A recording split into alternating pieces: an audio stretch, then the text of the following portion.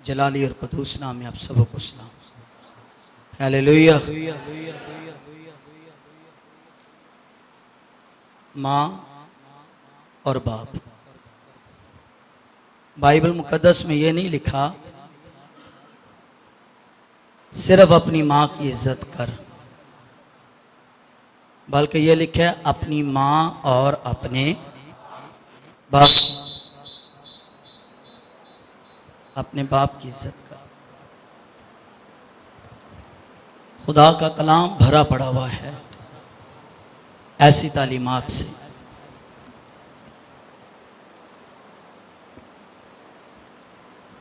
जो लोग अपनी माँ बाप की इज्जत करते, कदर करते हैं, खुदा का वादा है कि वो इस ज़मीन पर लंबी उम्र पाएंगे। मैं बाइबल मुकद्दस में से बहुत सारी माँओं के बारे में आपके सामने बहुत कुछ रख सकता हूँ, लेकिन सिर्फ चंद एक माँओं का जिक्र बाइबल में से करेंगे।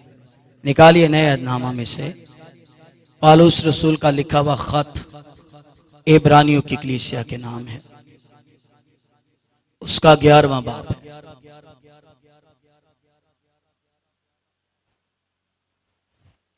और 11वें बाब की मैं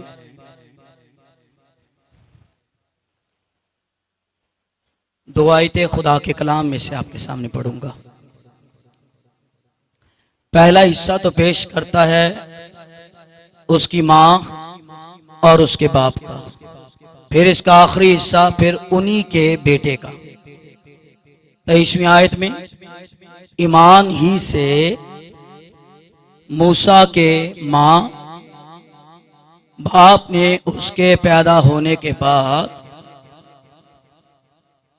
कितने महीने तक, 3 महीने तक उसको छुपाए रखा, क्योंकि उन्होंने देखा कि बच्चा खूबसूरत है भाई, और वो बादशाह के हुक्म से ना डरे। ये पहला हिस्सा। अब इसका दूसरा हिस्सा सुनिए। ईमान ही से मूसा ने बड़े होकर फिरौन की बेटी का बेटा कहलाने से इनकार कर दिया। यह पता चलता है जैसी माँ वैसा बेटा, जैसा बाप वैसा बेटा। हम अपने बच्चों को पता क्या कहते, तू खोरे कि देते टोर गया हमें। यहाँ तो बच्चा माँ पे जाएगा, यहाँ बच्चा बाप पे जाएगा। माँ की हरकतें सही होंगी तो बच्चों की हरकतें भी, अगर बाप की हरकतें सही होंगी तो बच्चों की हरकतें भी।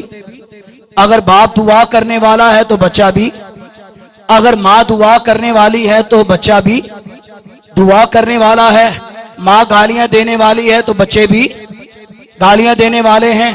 बाप शराब पीने वाला है तो बच्चे भी शराब पीने वाले हैं। बाप मनशियात का आदी है तो बच्चे भी मनशियात के आदी हैं। या लिखे उसकी माँ और उसके बाप ने। चलिए, मूसा की माँ का नाम क्या था? उसकी माँ का नाम था योखबत और उसके बाप का नाम इमरान नहीं, उमराम। जी गुड। उसके बाप का नाम उमराम था। इससे पहले भी बच्चे पैदा हो चुके हैं। एक बड़ा लड़का पैदा हुआ है और उन्होंने अपने बड़े लड़के का नाम क्या रखा है? हारून। एक लड़की पैदा हुई है और उन्होंने अपनी लड़की का नाम क्या रखा है? मरियम। 2 बच्चे पैदा हो चुके हैं। अब हुक्म ये जारी हो गया है फिरौन की तरफ से कि जितने भी यहूदी बच्चे पैदा होते हैं उनको मार डाला जाए। यहूदी नस्ल को उनकी नस्ल कशी की जाए, उनको मार डाला जाए। और फिरौन ने फिर बुलाया जो गायनी औरतें हैं, जो औरतों की मदद करती हैं बच्चों की पैदाइश में, उनको बुलाया। फिरौन ने कहा, सुनो भाई, अगर कोई इस्राएली औरतें जब लड़के को पैदा करें तो तुम्हें गवर्नमेंट की तरफ से ये इख्तियार है कि जितने लड़के पैदा हो उन लड़कों को तुमने मार डालना है। ये फिरौन की तरफ से हुक्म जारी है। और जब लेडीज ऐसा वक्त आता ना कि वो बच्चों की पैदाइश में मदद करती, तो फिरौन ने उनको बुला लिया। फिरौन ने कहा, मैंने तो तुम्हें ये कहा था कि जितनी यहूदी औरतें अपने बच्चों को जन्म देती हैं, तुमने अगर लड़का पैदा हो तो उस लड़के को मार डालना है, और अगर लड़की पैदा हो तो लड़की को जीते छोड़ देना है। और तुमने किया क्या? तुमने तो लड़कों को मारा ही नहीं है और तुमने लड़कों को जीते छोड़ दिया है। तो उन औरतों की जरा बात सुने, क्या उन्होंने फिरौन के आगे कहा। उन्होंने कहा, फिरौन, इस्राएली औरतें मिस्री औरतों की तरह नहीं है कि जो हमारे आने का इंतजार करे। ओ भाई, यहूदी औरतें इतनी मजबूत हैं कि वो हमारे पहुंचने से, वो हमारे आने से पहले वो जल लेती है और फारिग हो जाती है, और हमें पता भी नहीं चलता है कि किस औरत के बेटा पैदा हुआ है। ताकि कलाम में लिखा हुआ है कि खुदा ने उन औरतों के अंदर खौफ पैदा किया हुआ था, उनके अंदर डर पैदा किया हुआ था, और इसलिए वो औरतें जो थी वो बच्चों को नहीं मारती थी। तो पता क्या हुआ? वह ये कि खुदा ने, उन्होंने ऐसा काम नहीं किया, फिर खुदा ने उनके घरों को क्या किया है? खुदा ने उनके घरों को आबाद किया है, खुदा ने उनको अजर दिया है। तो चलिए, हुक्म ये सादिर हुआ है कि भाई जितने भी यहूदी लड़के पैदा होंगे उन्हें मार डाला जाए। और याद रखिए मेरे बहनों भाइयों, एक सबक यहां पर भी है, एक मुकाशवा यहां पर भी है। उस वक्त तो फिरौन जो था वो यहूदी लड़कों को मार डालना चाहता था, और आज भी एक इब्लीस है, आज भी शैतान है जो आपके लड़कों को मंशियात का आदी बनाएगा, आपके लड़कों को नशे का आदी बनाएगा। और मैं चाहता हूं, अगर आप चाहते हैं आपकी औलाद बदल जाए, अगर आप चाहते हैं आपके बच्चे बदल जाए, अगर आप चाहते हैं आपके बच्चे तब्दील हो जाए, आप कहेंगे हमने बड़ी मर्तबा अपने बच्चों को समझाया है पर वो बाज नहीं आए। तो चलिए, आपने बड़ी मर्तबा उनको समझाया है, वो नहीं बाज आए, पर एक काम आपको करना है, और आपको ये करना है अपनी औलाद के लिए, अपने बच्चों के लिए हर रोज दाग के हजूर में हाथ उठाया करे, हर रोज अपने बच्चों के लिए दुआ मांगा करे, हर रोज अपनी औलाद के लिए दाग के हजूर में और दुआ किया करे। आज नहीं तो कल खुदा आपके बच्चों को तब्दील कर देगा, उन्हें बदल देगा। जब बच्चा पैदा हुआ ना, तीसरा उमराम और यखबत के घर में, देखिए उमराम का भी ईमान है और उसकी बीवी यखबत का भी ईमान है। ये दोनों ही बड़े ईमानदार हैं। तो चलिए, लड़का पैदा हो गया। जब लड़का पैदा हुआ है तो फिरौन की तरफ से हुक्म यह जारी है कि अगर कोई यहूदी लड़का पैदा हुआ हो तो क्या करे, उसको मार डाला जाए,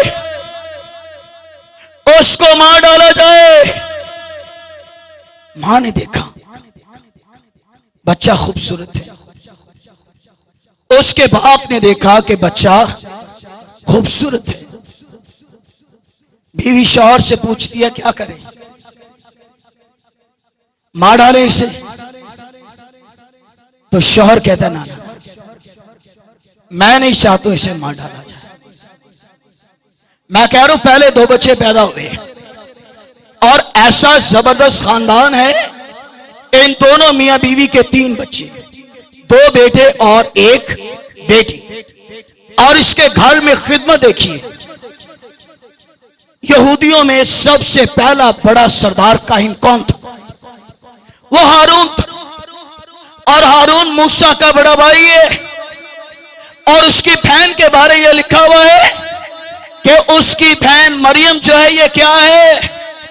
ये नबिया है।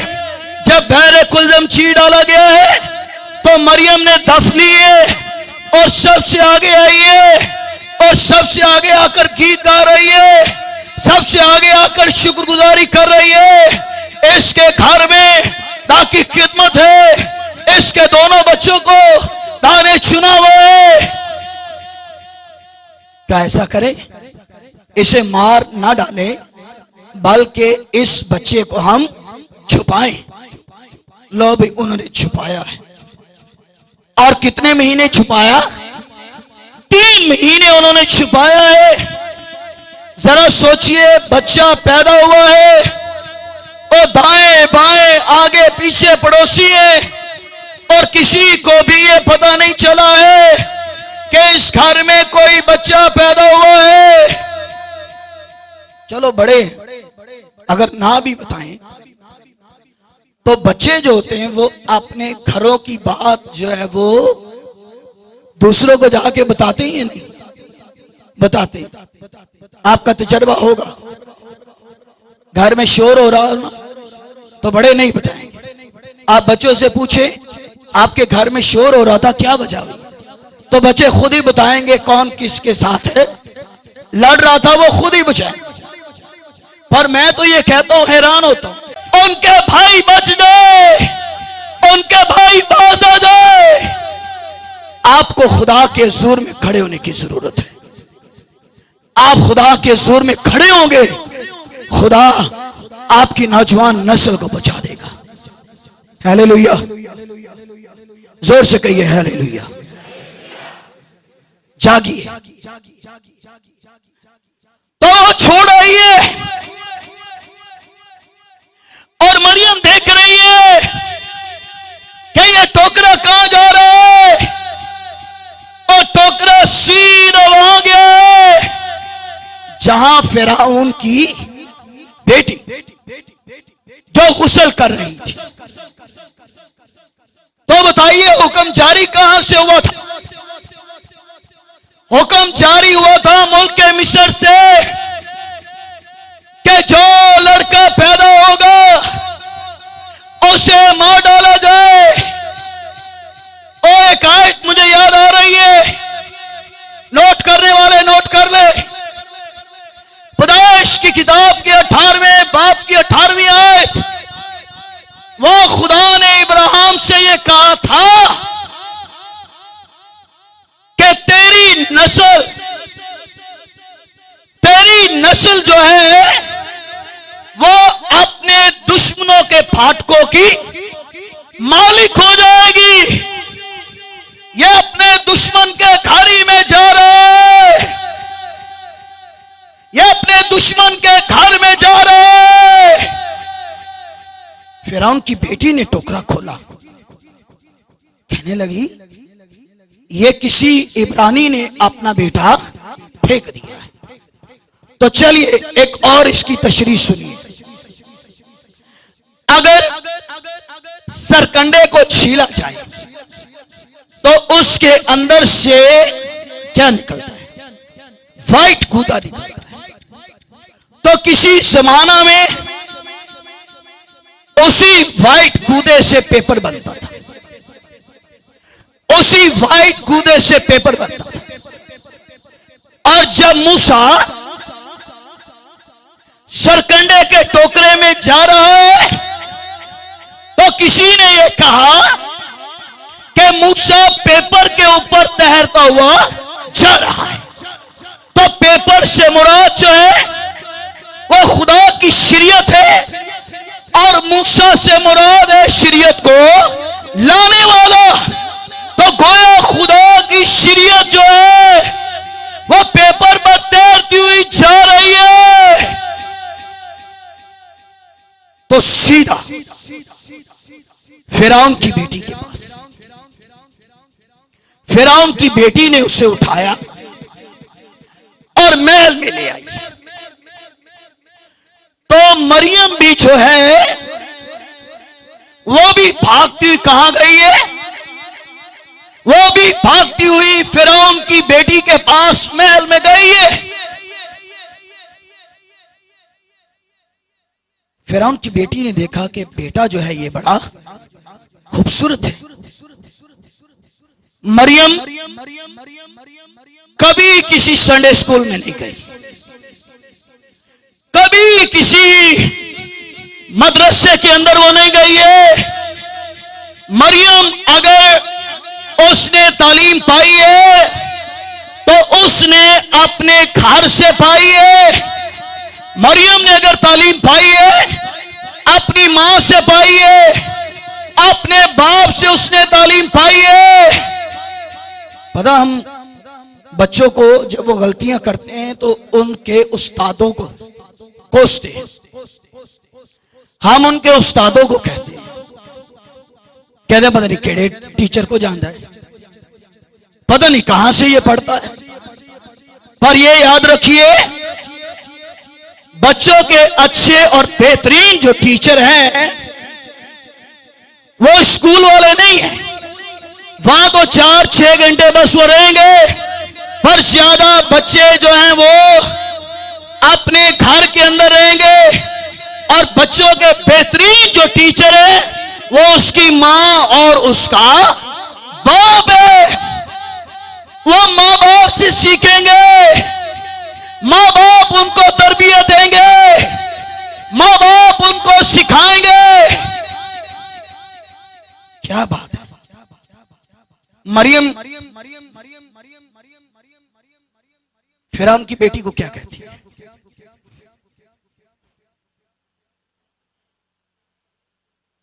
क्या कह रही है उससे? कह रही है कि ये बेटा तुझे पसंद आया है? कहने लगी हाँ ठीक है। कहने लगी सुन मेरी बात, अगर तू चाहती है, अगर तू चाहती है कि तेरे लिए ये बच्चा पाला जाए तो सुन मेरी बात, मैं किसी आया को ले आती हूं जो तेरे लिए इस बच्चे को पाला करे। मैं ये कह रहा हूं कि मरियम फिरौन की बेटी को जो कह रही है, मरियम के ऊपर खुदा का रूह ठहरा हुआ है, मरियम के ऊपर खुदा की जुरी आई हुई है, मरियम के ऊपर खुदा की कुदरत आई हुई है। और जो वो मरियम बोल रही है, फिरौन की बेटी को कह रही है, दाका मसा आया हुआ है, दाकी सुरी आई हुई है। एक आयत यीशु ने कही, ऐ बाप मैं तेरा शुक्र करता हूं कि जो बातें तूने दनाओं और अकलमंदों से तूने छुपाई, किस पर जाहिर की है? और तूने संडे स्कूल पर जाहिर कर दी है, तूने बच्चों पर जाहिर कर दी है। और लोग डर रहे हैं, पर मरियम कह रही है कि यह बच्चा बचना चाहिए। मरियम कह रही है मेरी मां दुआ करने वाली है, मेरा बाप दुआ करने वाला है, यह बच्चा मरेगा नहीं, यह बच्चा बचेगा। और मेरे बहनों भाइयों, अगर आपके अंदर ईमान है, आपकी औलाद के अंदर भी ईमान होगा। अगर आपके अंदर खुदा का कलाम है, आपकी औलाद के अंदर भी खुदा का कलाम होगा। आपकी औलाद के अंदर भी खुदा का कलाम होगा। एक और बात सुनिए, बच्चों के सामने कभी ना कहिए ऐ मुसीबतां ने से सारी जिंदगी जान ही नहीं छड़ी। बच्चों के सामने कहिए अगर मुसीबत आ गई है तो ये मुसीबत टल जाएगी, इसलिए कि यीशु जिंदा है, इसलिए कि उसके कलाम में कुदरत है। अगर ये बीमारी आई है तो टल जाएगी, अगर ये मुसीबत आई है टल जाएगी, इसलिए कि हमारा खुदा जिंदा है। आपके बच्चे सीखेंगे, आपके बच्चे सीखेंगे कि मेरी मां ये कहती थी कि खुदा जिंदा है। फिर हमारी कौम में से, गौर से सुनिए मैं क्या कहने लगा हूं, अगर आप अपने बच्चों को खुदा के कलाम के बारे में बताएंगे, अगर आप अपने बच्चों को खुदा के कलाम के बारे में सिखाएंगे, तो फिर हमारी औलाद में से कोई भी यूसुफ यूहन्ना किसी और सिमत की तरफ नहीं जाएगा। और सिर्फ यही नहीं है कि बच्चों को बरकत दिलाए, नो, और लड़के को जिस राह पर चलना है क्या कर उसकी तरबियत कर, क्या कर उसकी और तरबियत कर। बूढ़ा हो के भी वो अपनी राह से कभी ना मुड़ेगा। मरियम कह रही फिरौन की बेटी से, बच्चा पसंद है? कहने लगी हम, बच्चे तो सारी सबके पसंद आते हैं ना। कहने लगी हाँ। कहने लगी किसी आया को ले आऊं। ऐसी मरियम की बात ने फिरौन की बेटी पर क्या की है? चोट लगाई है। और यही यिर्मयाह में लिखा हुआ है, खुदा का कलाम एक थोड़े की तरह है। फिर अमाल 2 में क्या लिखा हुआ है? ईद पेंतिकोस्त के दिन पतरस ने कलाम सुनाया और सुनने वाले लोगों के दिलों पर और चोट लगी है। फिरौन की बेटी पर चोट लगी है। कहने लगी है जा जा, कहने लगी मरियम तू जा, किसी आया को ले आ तो मेरे लिए लड़के को बोले। मरियम भागी गई।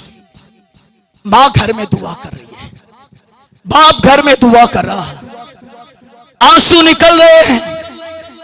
ना बेटा दरिया में छोड़ आई हूं, ना जाने कहां गया होगा, बेटा दरिया में छोड़ आई हूं।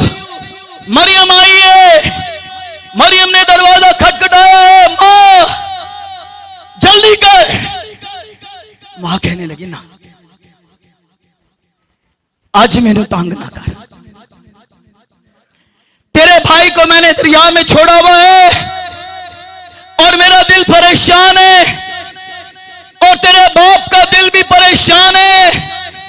कहने लगी मां जल्दी आ, खुदा ने तेरी दुआओं का जवाब दे दिया।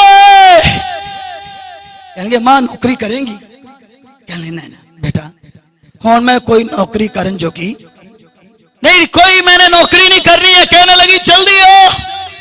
अपनी मां का हाथ पकड़े हुए और उसे फिरौन के महल में ले गई है। फिरौन की बेटी के आगे खड़ा करने लगी है। कहने लगी मां सुन मेरी बात, जो कुछ भी मैं तुझसे कहूं तूने सिर्फ फिरौन की बेटी के आगे क्या कहना है? अच्छा ठीक है, अच्छा ठीक है। कहने लगी चलो ठीक है।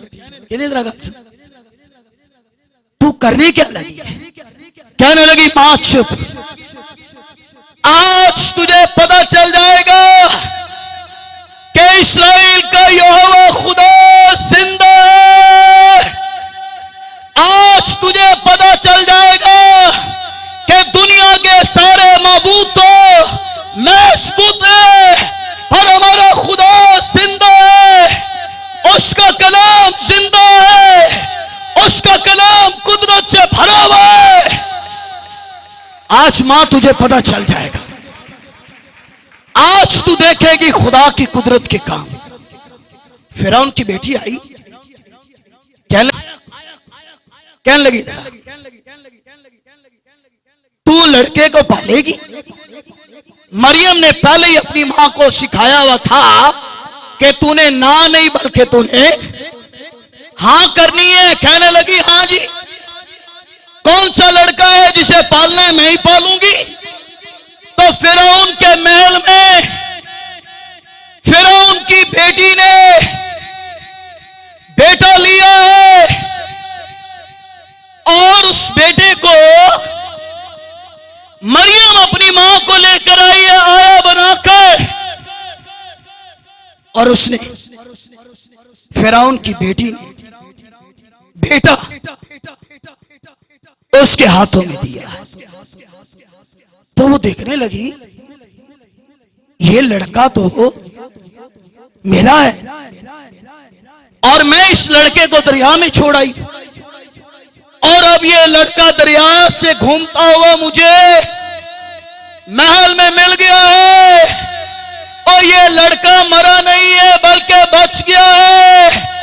और मैं कह रहा हूं मरियम ने जब अपनी मां को लेकर आई है और जब उसकी मां ने वो लड़का अपने हाथ में उठाया हुआ है, उसकी आंखों से आंसू निकल रहे, मैं तो समझी कि ये लड़का मर गया होगा। मैं तो समझी ये लड़का दरिया में डूब गया होगा।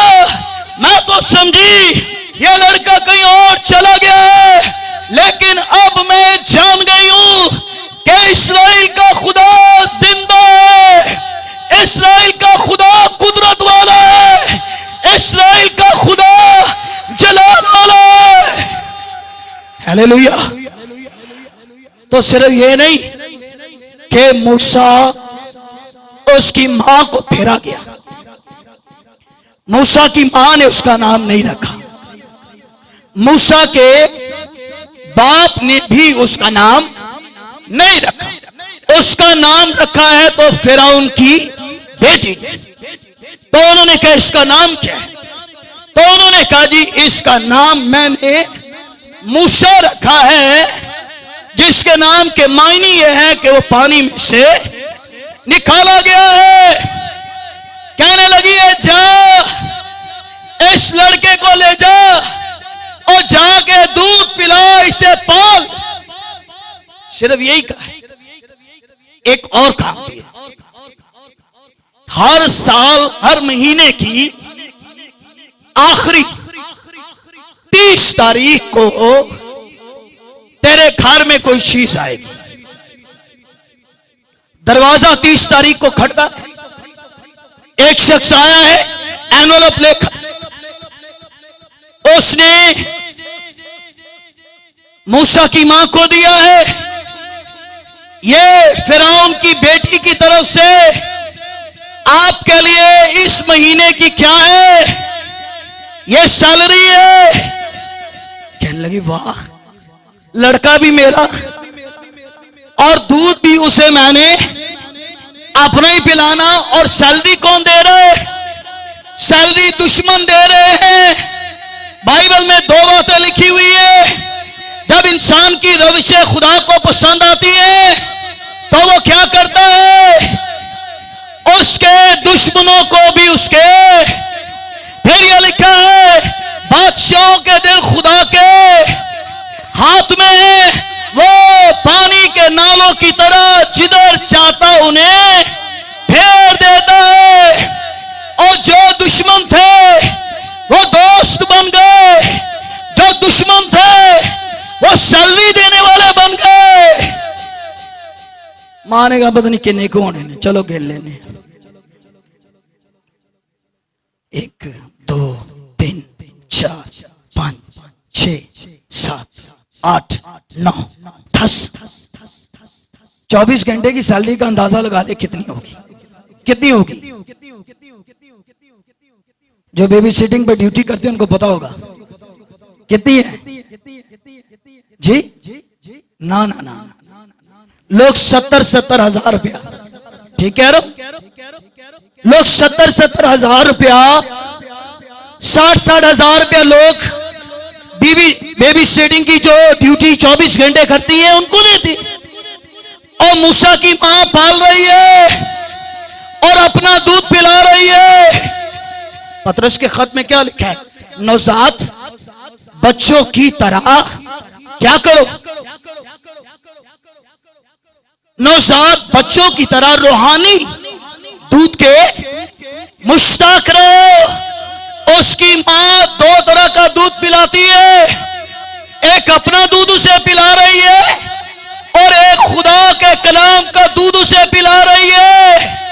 अपना दूध तो वो मुंह से पी रहा है, पर खुदा के कलाम का दूध जो है वो कानों जोरों से पी रहा है।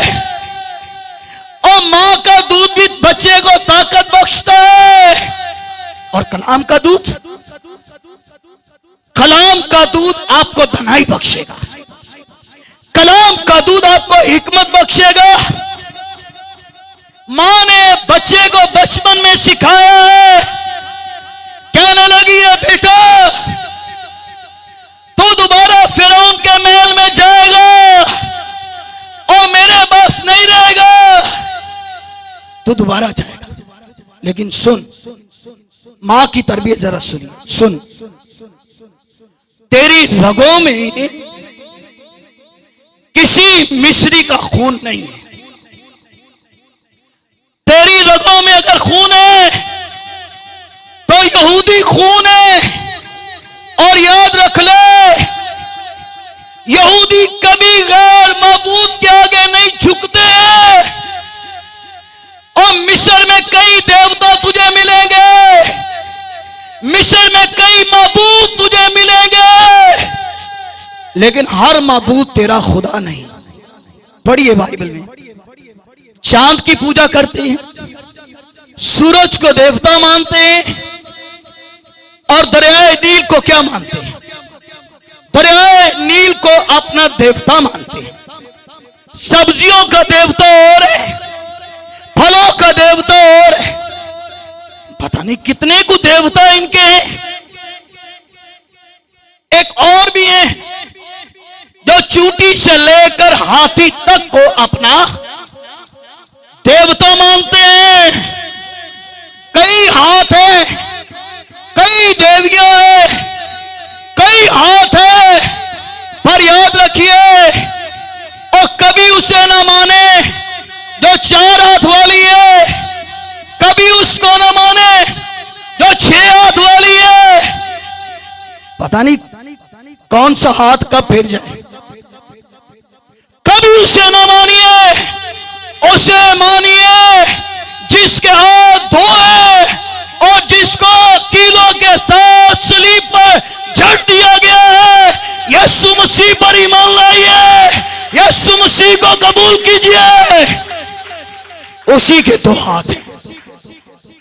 उन्होंने कहा कई तेरे देवता होंगे, लेकिन तूने किसी और को सजदा। मैंने पूरी बाइबल में नहीं पढ़ा कि मूसा ने भी किसी और माबूद के आगे उसने घुटने टेके।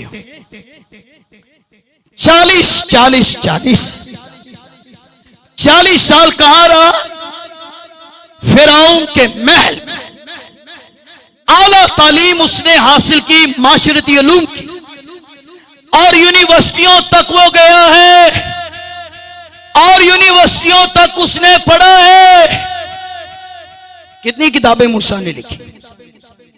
कितनी लिखी? नहीं पता। कितनी लिखी? बोले भाई, किसकी? ओके, मूसा ने 5 किताबें तो उसने शरीयत की लिखी, और पैदाइश की किताब से भी जो पहली किताब लिखी गई वो अयूब की किताब। और अयूब की किताब का मुसन्निफ गुमनाम है, पर ज्यादातर बाइबल स्कॉलर, बाइबल टीचर ये कहते हैं कि अगर अयूब की किताब भी किसी ने लिखी है तो वो मर्द मूसा है। 5 किताबें उसने वो लिखी है, और 6ठी किताब उसने अयूब की किताब उसने लिखी है। और 40 साल वो फिरौन के महल में रहा है, और 40 साल के बाद 40 साल वो बियाबान में रहा है। 80 साल की उम्र में एक झाड़ी में आग लगी हुई है। आगे गया, कहने लगा झाड़ी को तो जाके देखो, ये कैसी झाड़ी है, और झाड़ी को आग लगी है। अगर यहां एक और भी बात कहूं तो जरा समझिएगा, झाड़ी हमेशा कैसी होती है? कांटेदार झाड़ी, और कांटेदार झाड़ी में आग लगी हुई है। खुदा कांटेदार झाड़ी में उतरा हुआ है, और वो देख रहा है, और आगे आया है। और जब आगे आया, आवाज आई है, ऐ मूसा,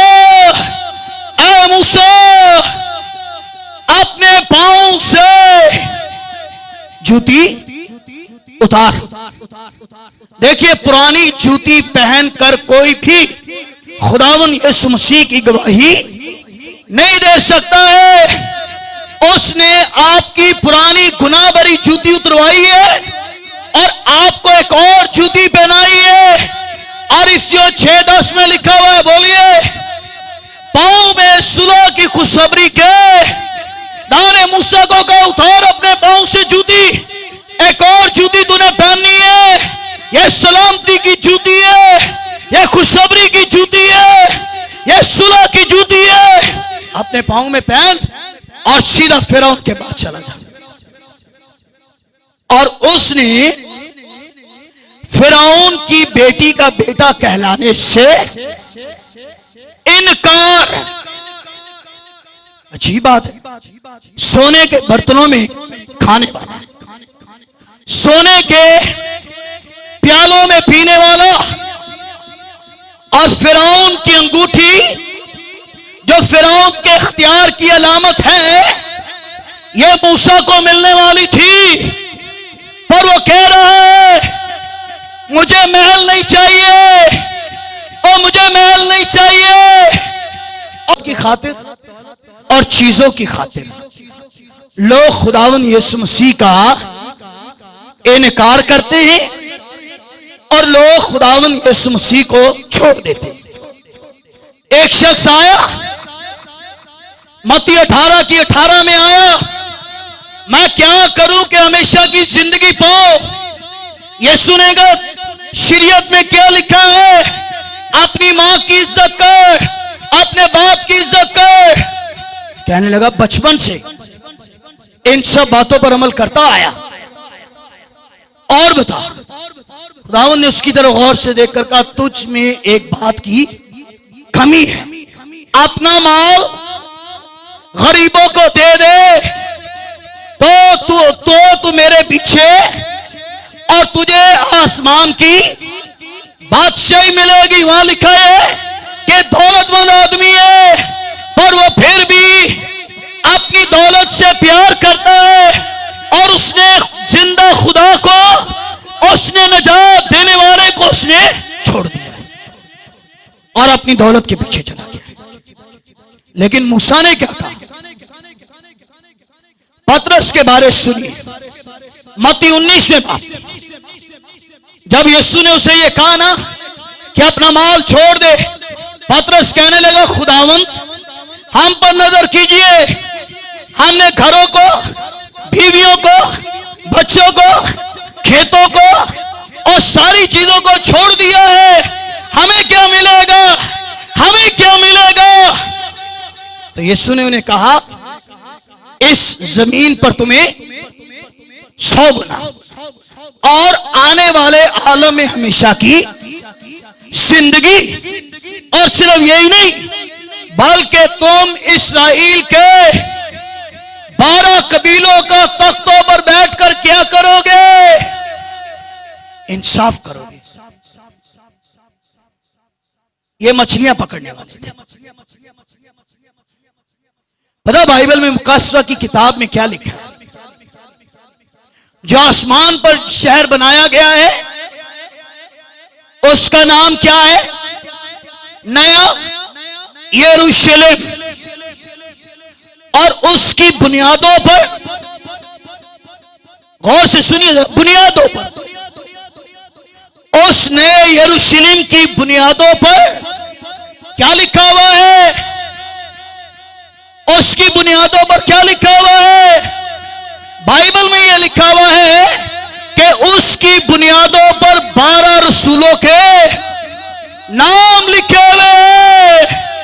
और ये मछलियां पकड़ने वाले और यीशु के पीछे जाने वाले और दुनिया में कुछ भी नहीं है, पर नए यरूशलेम की बुनियादों पर पतरस का नाम लिखा हुआ है, मत्ती का नाम लिखा हुआ है। हालेलुया। इनके तो नाम बुनियादों पर लिखे हुए। हैरान होता हूं, मत्ती क्या था? क्या था मत्ती? महसूल लेने वाला। और जब यीशु को कबूल करे तो उसकी बुनियादों पर नाम लिखा हुआ है मत्ती का।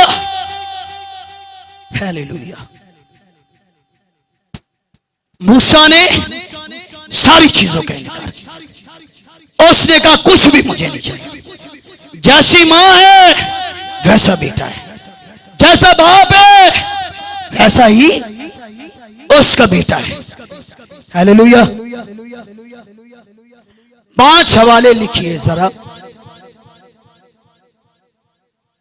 उन बच्चों के लिए जो बच्चे अपनी मां और अपने बाप की इज्जत नहीं करते, जो बच्चे अपनी मां की इज्जत ना करे और जो बच्चे अपने बाप की इज्जत ना करे। बाइबल मुकद्दस खुदा का कलाम उन बच्चों के बारे में क्या कहता है? पहला हवाला लिखिए खुरूज की किताब के 21वें बाब की 15वीं आयत।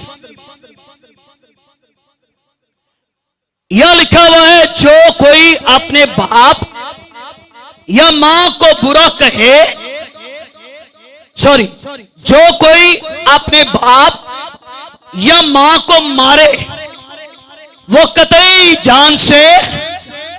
बच्चों, आपके हाथ कभी भी आपकी मां पर ना उठे। मैंने देखा बच्चे मां को मारते हैं, थप्पड़े मारते हैं, मुक्के मारते हैं, कहते हैं साड़ी जिंदगी नू अजाब पाया है। और मैंने ये देखा गुस्से के अंदर, गौर से सुनिए, गुस्से के अंदर बच्चे मां का गिरेबान भी पकड़ लेंगे, तू पीछे हट जा। ये काहे का गुस्सा है? ये शैतानियत है, ये हैवानियत है। जो कोई अपनी मां को मारे, जो कोई अपने बाप को मारे, खुदा का कलाम कहता है वो बच्चे क्या किए जाएंगे? वो जान से मारे जाएंगे। एक डेड बॉडी जहाज के अंदर रखी जा रही थी।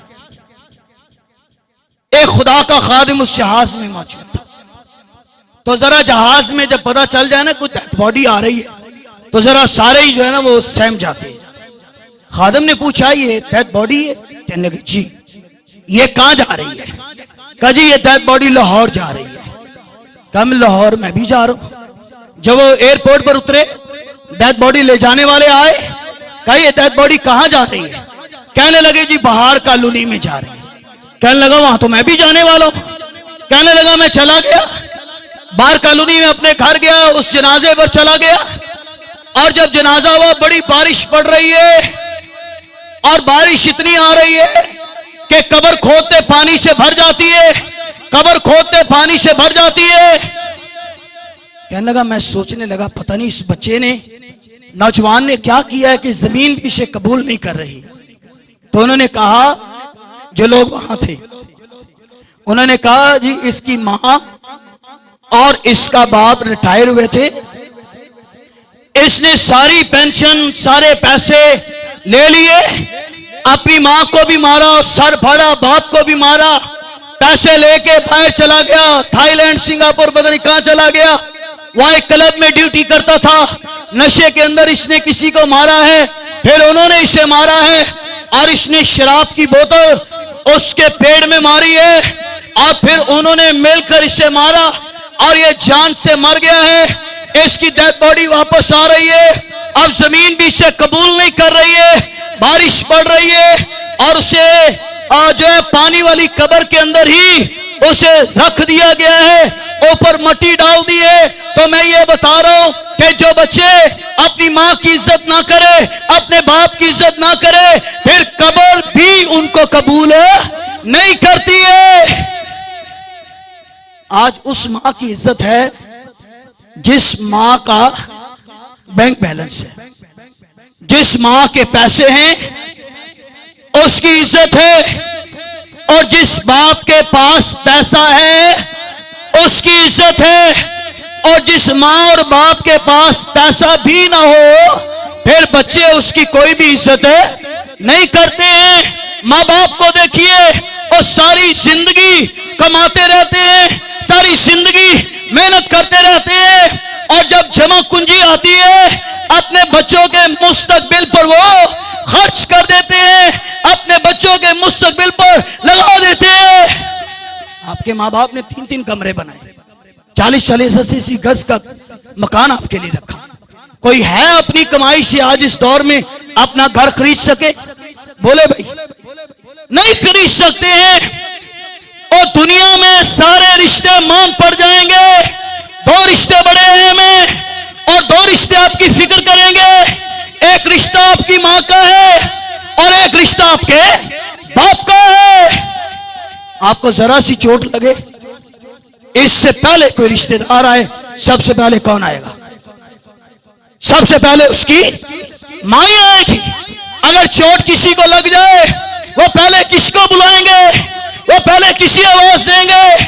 और मां बूढ़ी भी हो जाए तो वो सबसे पहले अगर किसी को बुलाएगी तो वो अपनी मां को ही बुलाएगी।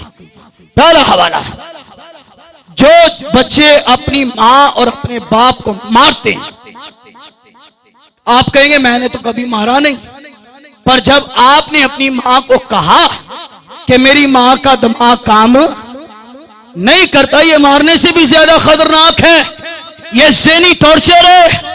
आज बच्चे तो मामूली सी बात अपनी मां को कह देंगे, लो हुण मेरी मां का दिमाग काम नहीं करता।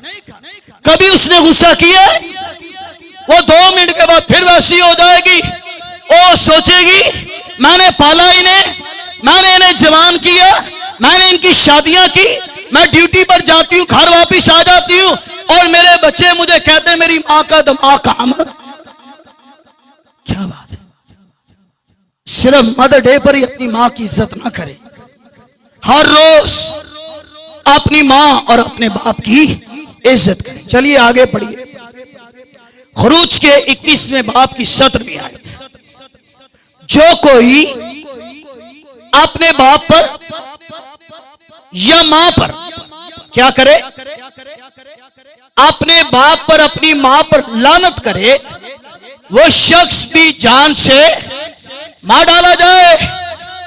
मां पर कभी लानत ना करे और अपने बाप पर कभी भी लानत ना करे।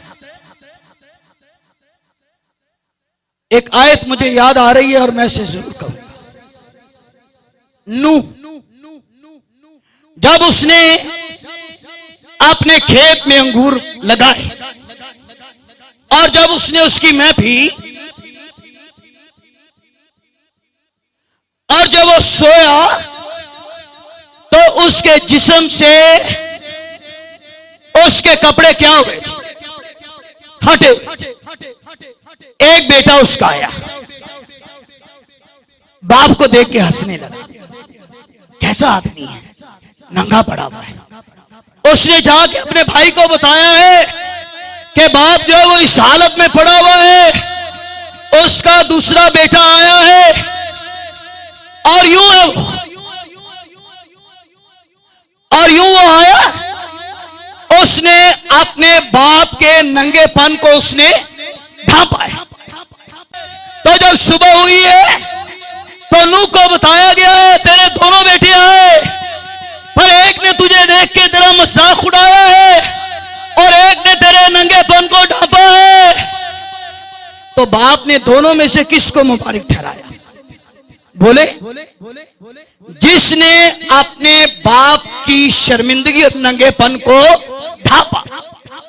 पर जो बच्चा देख के खुश हुआ तो नूह ने अपने उस बेटे को कहा कि वो लानती होगा, वो लानती होगा जिसने अपने बाप की शर्मिंदगी को नहीं ढांपा है। और मेरे बहनों भाइयों, आपके वालिदैन जब बूढ़े हो जाए तो उनकी शर्मिंदगी को ढांपा करे, उनका मजाक ना उड़ाया करे और ये ना क्या करे उसके कपड़े देखो। बाइबल कहती है वो औलाद हमेशा क्या रहेगी? लानती रहेगी। लेकिन मुबारक वो औलाद है जो अपने बाप की शर्मिंदगी को ढांपती है। ये इतना जरूरी था। दाने मूसा को कितने अहकाम दिए? ये इतना जरूरी था कि खुदा ने 10 अहकाम में इसे लिखवाया है कि 10 अहकाम में यह लिखा जाए अपनी मां और अपने बाप की इज्जत कर तो जिस मुल्क में तू है उस मुल्क में तेरी उम्र जो है वो दराज हो। इमसाल 30 की 17। एक पुश्त ऐसी है जो अपने बाप पर लानत करती है और अपनी मां को मुबारक नहीं कहती। इमसाल 30 की 17। देख वो आंख जो अपने बाप की हंसी करती है और अपनी मां की फर्माबरदारी को हकीर जानती है, वादी के कवे उसे ओचक ले जाएंगे। ये वादी के कवे मंशियात, बदरुए, तासीरें, नापाकूबतें जो आज नौजवानों को घर में नहीं बल्कि फुटपाथ पर सोने के लिए मजबूर कर रही है। तो चलिए 5 जुबानी मुख्तसर इसे खत्म कर रहा हूं। वो 5 हवाले जिसमें बरकतों का जिक्र है। एफसीओ 6:2 में लिखा हुआ है, खुदावन में अपने माँ बाप के फर्माबरदार रहो, अपने बाप और माँ की इज्जत कर तो वो तेरी उम्र को दराज करेगा, तेरा भला होगा। ये पहला हुक्म है जिसके साथ वादा भी किया गया है। फिर तिमोथियस पहले बाप की 5वीं आयत, पालूस तिमोथियस को लिखता है कि मुझे तेरा बेरा ईमान याद दिलाया गया है जो तेरी नानी लोइस और तेरी मां यूनिके रखती है। इस बच्चे ने अपनी मां की बड़ी तरबियत की, तरबियत को उसने कबूल किया। फिर लूका की इंजील के दूसरे बाप की 50वीं आयत है, यीशु मसीह के बारे लिखा हुआ है कि वो 12 साल का है और वो 12 साल की उम्र में भी वो यूसुफ और मरियम के क्या रहा, उनके ताबे रहा। 12 साल का है, उनके ताबे रहा है, उनकी फर्माबरदारी करता रहा है। फिर खरूज के 20वें बाप की 12वीं आयत, अपने बाप और अपनी मां की इज्जत कर ताकि तेरा भला हो और उस मुल्क में जो खुदावन तेरा खुदा तुझे देता हो तेरी उम्र दराज हो। फिर 5वां हवाला यह है, लड़के की उसराह पर तरबियत कर। इमसाल 22:6 में लड़के की उसराह पर तरबियत कर जिस पर उसे चलना है, बूढ़ा होकर भी वो उस राह से कभी भी ना मुड़ेगा। मेरे बहनों भाइयों, इन दोनों में से किस सिमत में खड़े हुए हैं? अगर शायद जज्बाती तौर में अपनी मां और अपने बाप को कुछ कह भी दिया है तो खुदा से माफी मांगे ताकि खुदावन आपको हमेशा की जिंदगी बख्शे। खुदावन इस कलाम से हम सबको बरकत दे। आइए अपने सर झुकाइए।